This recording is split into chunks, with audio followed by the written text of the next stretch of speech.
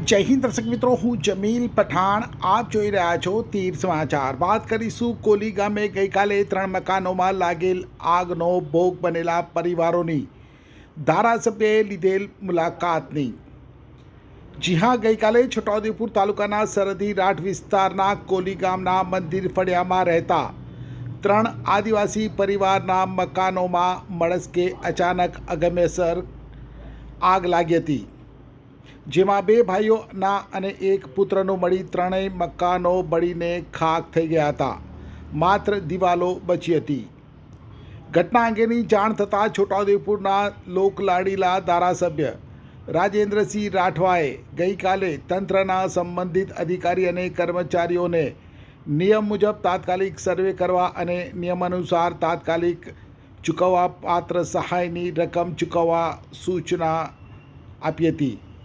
અને ત્યારબાદ આજે કોલી ગામે સ્થળની અને આગનો ભોગ બનેલા પરિવારજનોની રૂબરૂ મુલાકાત લીધી હતી.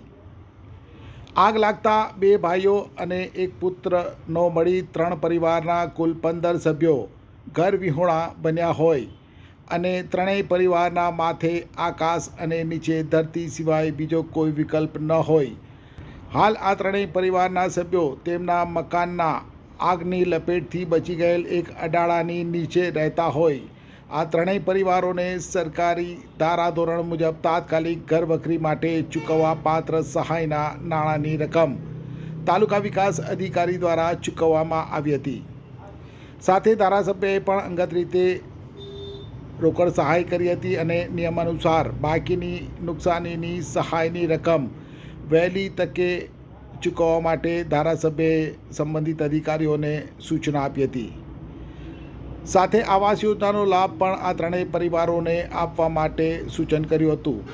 ધારાસભ્ય સાથે ટીડીઓ દીપક ચૌધરી, તાલુકા પંચાયતના કારોબારી અધ્યક્ષ રાજેશ રાઠવા, જિલ્લા પંચાયતના કારોબારી અધ્યક્ષ શર્મિલાબેન રાઠવા, ભાજપના જયસિંહ રાઠવા, ડૉક્ટર જયેશ રાઠવા, રતુભાઈ રાઠવા સહિત સ્થાનિક આગેવાનો પણ ઘટના સ્થળે પહોંચ્યા હતા.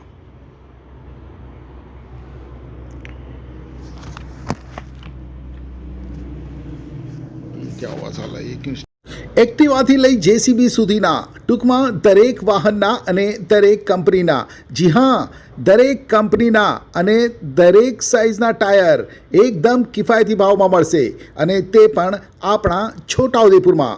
જી હા, છોટાઉદેપુરમાં. અને હા, જો તમારી પાસે રોકડા રૂપિયા ના હોય ને તો ચિંતા ના કરશો, અહીં બજાજ ફાઇનાન્સની સુવિધા પણ ઉપલબ્ધ છે. સરનામું છે Apex Traders, Silver Spoon hotel સામે, triangle complex, highway road, Chhotaudepur. Mobile number છે 7359953545. છોટાઉદેપુર સહિત રાજ્ય, દેશ અને દુનિયાના સમાચાર જોવા માટે સબસ્ક્રાઈબ કરો તીર સમાચાર અને બેલ આઇકોન જરૂર દબાવો.